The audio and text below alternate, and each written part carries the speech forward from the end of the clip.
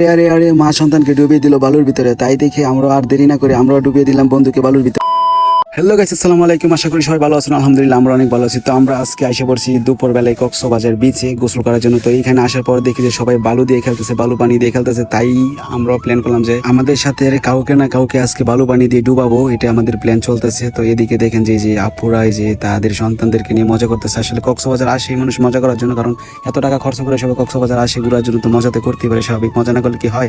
আর এদিকে আপন ডে যে বালু দিয়ে আমরা এখন ডুবাইতেছি, তো আপনে রাজি হয়েছে যে আপনে নাকি বালুর ভিতরে যাবে। দেখেন আমরা সবাই মিলে বালু দিতেছি ওকে, অনেক মজা হইব আজকে। তো সবাই ফুল ব্লগটা দেখতে থাকুন। আর এখানে শিয়াব বে বলতেছে যে আজকে ওরে বালু দিয়ে ডুবাই ফেলবো। দেখেন শিয়াব বে কত দূর থেকে কষ্ট করে নিয়ে বালু নিয়ে দিতেছে ওরে ডুবানোর জন্য। আর এদিকে পানি আসতেছে, পানি এসে বারবার ডিস্টার্ব করতেছে, কোনো ব্যাপার না। আজকে ব্লগটা একটু ফানি টাইপের হতে যাচ্ছে, তো সবাই ফুল ব্লগটা দেখতেই থাকুন। আর এখনো যারা যারা আমার চ্যানেলটাকে সাবস্ক্রাইব করে নেয় সবাই সাবস্ক্রাইব করে দিন, আর যারা যারা পেজটাকে ফলো দেন সবাই ফলো দিয়ে পাশেই থাকুন।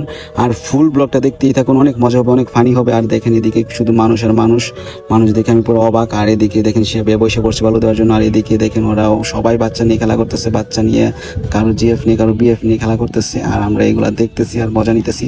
আসলে কক্সবাজারি মানুষ যায় মজার জন্য, এত টাকা দিয়ে যায়, এত টাকা খরচ করে যদি মজা না করে তাহলে কি চলবে। আর আপন হাসতেছে, আপনটা বালু দিয়ে অলরেডি অর্ধেকটা ডুবাই ফেলছি, দেখতে পাচ্ছেন।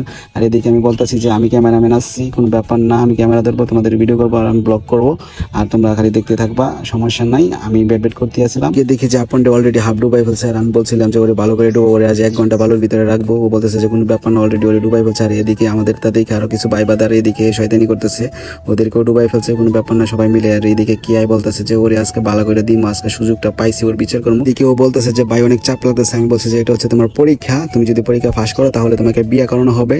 তারপরে ও বললো যে তাহলে তো আমাকে ফাঁস করতেই হবে, কারণ বিয়ে করতে হবে, কারণ ও একটা রিলেশনে আছে, কোনো ব্যাপার না। সবাই আমাদের এই ফানি কাহিনীগুলো দেখতেছিল। আসলে এগুলো হচ্ছে সব ফানি, জাস্ট মজা করছিলাম, কেউ আবার কিছু খারাপ কিছু মনে করবে না, জাস্ট ফানি। তো সবাই দেখতেছিল আর সবাই অনেক মজা করতেছিল। এইগুলো হচ্ছে টাওয়ার, আসলে রবি সিমের নেট পাইছিল না, তাই রবি সিমের টাওয়ার বানাচ্ছিলাম। আর এদিকে সবাই দেখতেছে, দেখেন হাসতেছে। আসলে ওই দিনের কথা সারা জীবন মনে রাখতে হবে, ওই দিন অনেক মজা করছে আমরা, কি হয়ে থাকবে ওই দিনটার কথা আসলে কখনোই ভুলতে পারবো না, আর বলার মতো না। আসলে কক্সে যাই মানুষ মজা করার জন্য এত টাকা খরচ করে। আর এদিকে দেখেন যে 2টা বাচ্চা মা পাশে বসে আছে আর বাচ্চা বালুর ভিতরে বসে আছে। আসলে এটাই তো মজা, ফানি। আসলে এই জন্যই তো মানুষ কক্সে যায়। আর কক্সবাজারে গেলে যদি বালু দিয়ে যদি খেলা না করতে পারি, মজা না করতে পারি, তাহলে কি আর কক্সে গেলাম। আর এই যে দেখেন এটা হচ্ছে একবারে গ্রামীণ সিমের টাওয়ার, তো টাওয়ারটা বানানো হচ্ছে। আর এইগুলো হচ্ছে টাওয়ারের ইয়াগুলা।